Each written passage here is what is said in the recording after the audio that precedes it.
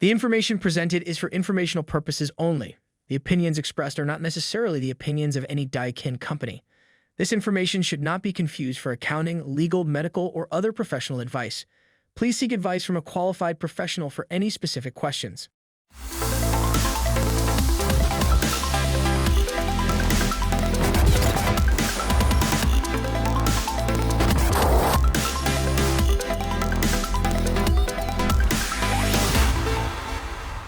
Welcome to the Accelerated HVAC Success Program. My name is Ben Middleton. I'm the National Sales Training Manager for the Daikin, Goodman, and Amana brands. Thank you so much for joining us today. Today I have Mark Hagan with us, and he is the Director of Product Marketing. Mark, thank you so much for being here. Thank you, Ben. So we're going to be talking about refrigeration reclamation today, which is a topic that's been in our industry for a long time, but maybe hasn't been talked about a whole lot. Yeah, there's a lot of buzz in the industry going on about refrigerant reclamation.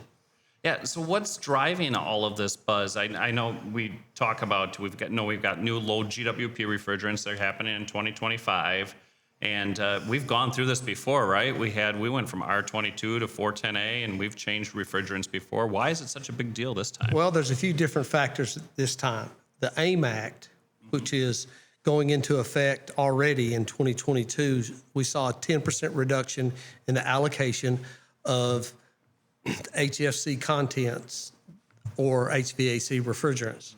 So that allocation will have another 30% reduction in 2024.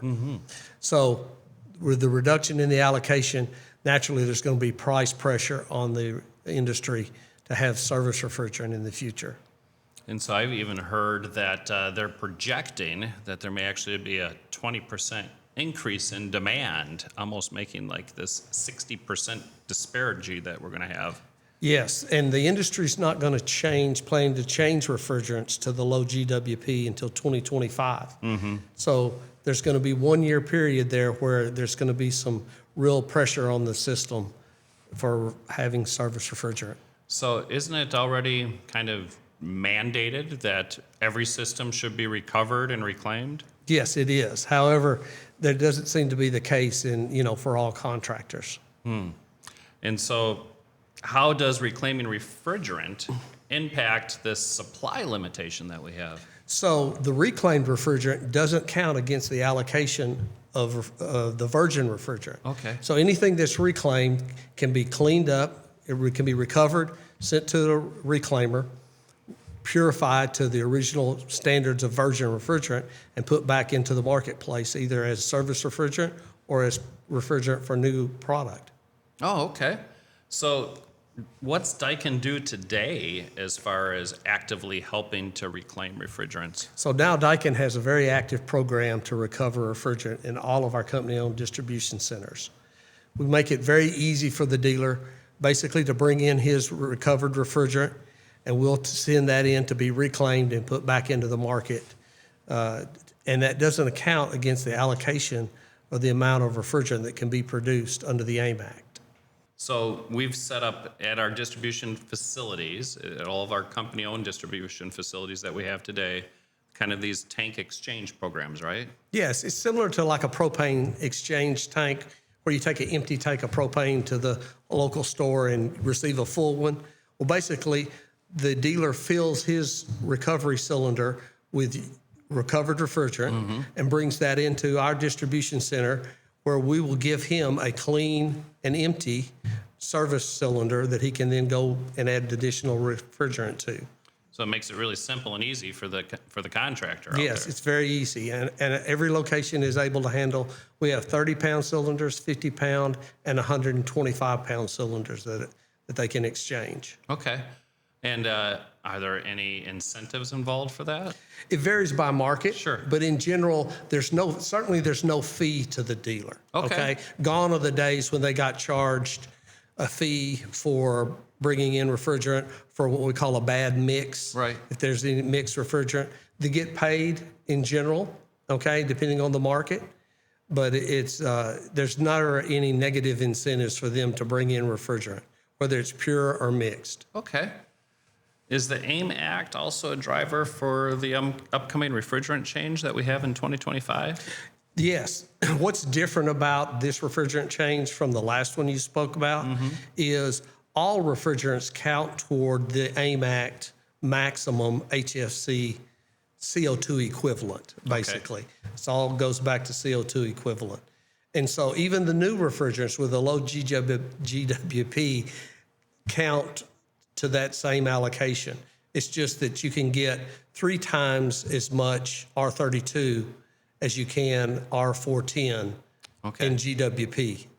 So if I'm a manufacturer and I have so much allotted that I can build, it's going to be in my best interest to manufacture more of the low GWP refrigerants than the stuff that would not be considered low GWP because of my cap I have. Yes, that's right. And so when we switched from R22 to 410A, there were all kinds of fun things that happened, right? Yes, fun is a good way to describe that.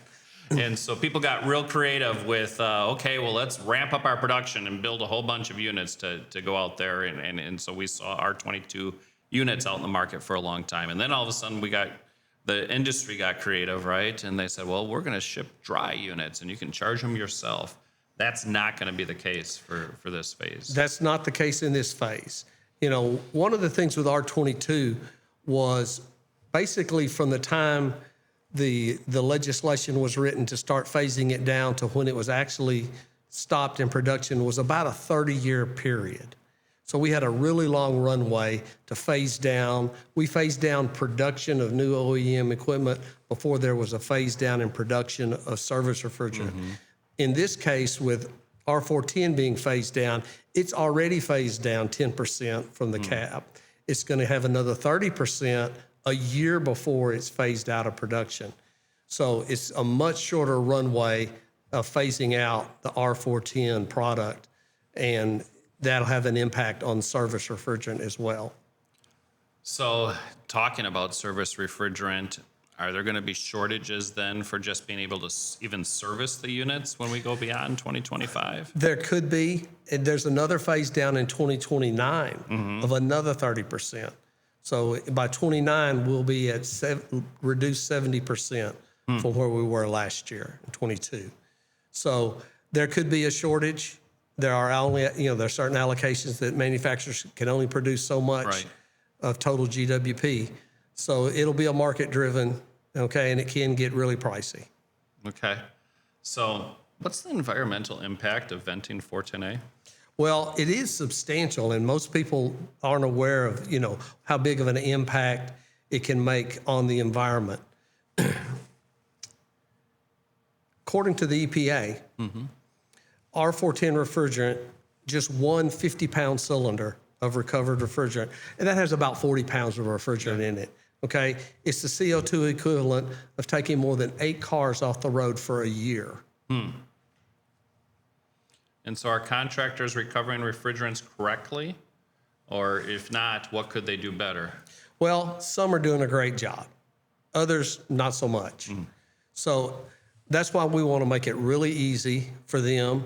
We have the cylinders they need. We have the recovery equipment, the pumps they need to recover the refrigerant and put it into the cylinders. Make it very simple and easy to bring into our locations. When you come pick up new equipment, you can drop off your used refrigerant, okay, and exchange that for a clean cylinder and kind of start that process all over again. Well, I thank you so much, Mark, for coming in and being on our show. Are there any final thoughts or words that you have for the HVAC contractors out there? I just encourage them to be proactive and to learn what they need to do to recover refrigerant and continue to be diligent to help environment. Daikin is about an environmentally conscious company who's really wants to promote this operation and encourage dealers to recover more refrigerant. Thank you so much, Mark. Thank you, Ben.